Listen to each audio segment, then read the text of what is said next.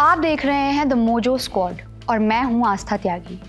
क्या आपने कभी सोचा है कि ड्रग्स और टेररिज्म का आपस में क्या रिश्ता है? शायद अब वक्त आ गया है ये समझने का, क्योंकि साउथ एशिया में एक नई चुनौती चुपचाप पनप रही है, नार्को टेररिज्म।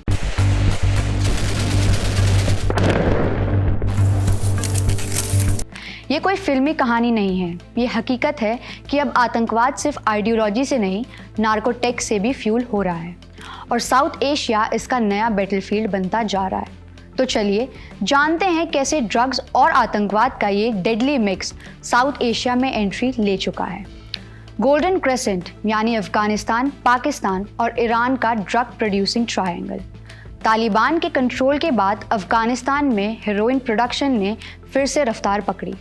एक्सपर्ट्स कह रहे हैं कि तालिबान ड्रग ट्रेड से सालाना अरबों डॉलर कमा रहा है, जो सीधा उनके मिलिटेंट नेटवर्क्स को फंड करता है। पाकिस्तान के बलूचिस्तान और खैबर पख्तूनख्वा जैसे इलाकों से ड्रग्स की स्मगलिंग अफ्रीका और यूरोप तक हो रही है।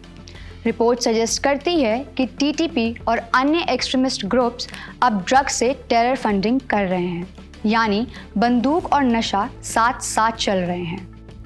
इंडिया अब सिर्फ एक पड़ोसी देश नहीं, बल्कि एक सॉफ्ट टारगेट और मेजर ट्रांजिट कॉरिडोर बनता जा रहा है। पंजाब और नॉर्थ ईस्ट इंडिया में ड्रग अब्यूज क्राइसिस तो है ही, साथ ही नार्को रूट्स के जरिए आर्म्स और एक्सप्लोजिव भी घुसाए जा रहे हैं। एनआईए की रिपोर्ट्स के मुताबिक कई सीजर्स में ड्रग्स और इलीगल वेपन्स साथ पकड़े गए हैं और इनमें पाकिस्तान बैक ग्रुप का नाम सामने आया है।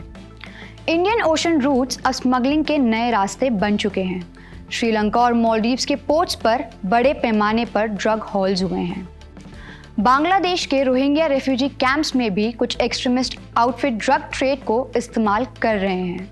तो अब सवाल सिर्फ ये नहीं कि कौन ड्रग्स ले रहा है, बल्कि ये है कि कौन ड्रग्स के पैसे से गोलियां चला रहा है। नार्को टेररिज्म साउथ एशिया के लिए साइलेंट पॉइजन बन चुका है, जो धीरे धीरे बॉर्डर सिक्योरिटी, यूथ और पीस तीनों को खा रहा है।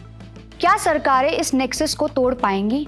क्या हमारा रीजन अगला लैटिन अमेरिका बनता जा रहा है? हमें बताइए आपके विचार, और ऐसे ही आई ओपनिंग कवरेज के लिए द मोजो स्क्वाड को लाइक, शेयर और सब्सक्राइब करना ना भूलें।